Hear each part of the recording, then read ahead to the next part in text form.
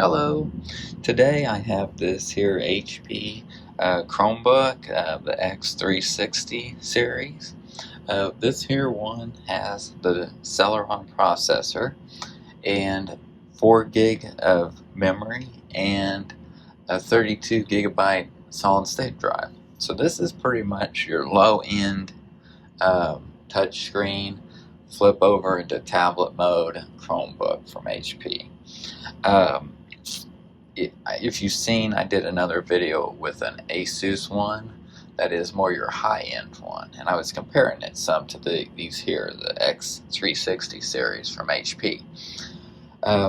Based on that one, this one is a little bit lighter, but it's not totally light. It's still kind of heavy, and I think it's mostly in the hinges, because these are heavy-duty hinges, so the screen can flip completely back into tablet mode.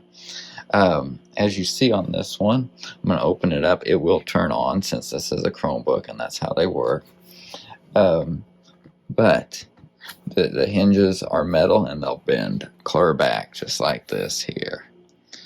Yeah, so that's neat. So then you can work on it in tablet mode. And you have your buttons and stuff on the side, like these here are volume. And then you've got a USB-C port and then a USB-A port here, and here's another USB-C and your micro SD card slot here, and then your power button. They do these on the side so you can use them in tablet mode, these buttons too. And as you see, the screen will flip if you flip it upside down too, and it will flip back once you're back in this direction. Now, do you notice that flicker on the screen there? That's the refresh rate.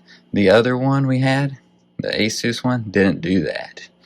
So this one has a much lower refresh rate on the screen. So that's another kind of a difference in HP versus... Do you want to activate? I'm going to stop that. Versus the Asus one. The Asus one was a little bit better display. But just looking at it, you don't notice this. It's the camera that's noticing that. I'm going to shut it back off. But as you see, it's a glossy touchscreen display. It's not matte, so it's not anti-glare. As you see, no vents on the bottom, which I kind of wonder how hot this thing gets. It does have some scratches. This one is used. If you see, this is the model information here on it, on the bottom. So yeah, scratches, it's gonna happen. This is just plastic, and it's just silver painted plastic. Hinges are strong hinges, good hinges. This one doesn't have the 10 key number pad like that Asus one did. This is a 14-inch screen versus a 15.6-inch screen that one was. So this is a smaller laptop. This is more for your basic users.